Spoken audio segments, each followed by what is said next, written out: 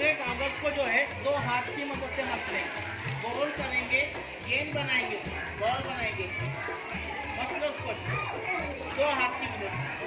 अब एक हाथ की मदद से एक हाथ से गोल करो, दिखाओ मुझे, मुझे दिखाओ एक हाथ से, ठीक है, कर दिए।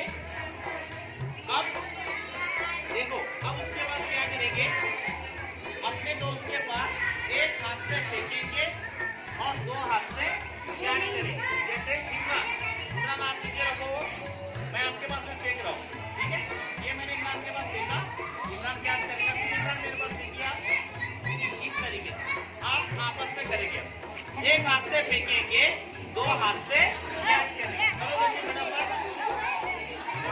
एक हाथ से फेंकेंगे और दो हाथ से कैच करेंगे। देखो इस बार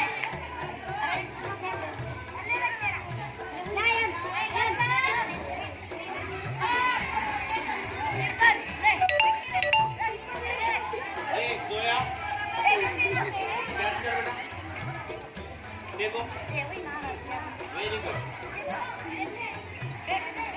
फेंकते जाओ, एक हाथ से फेंको, दो हाथ से कैच करो। कागज से हमें गोले बनाने में हाथों की वर्जिश हो गई। एक हाथ से फेंकने में, दो हाथ से चलने में आसानी। कागज का गोला बनाने से हमें बहुत मजा आया।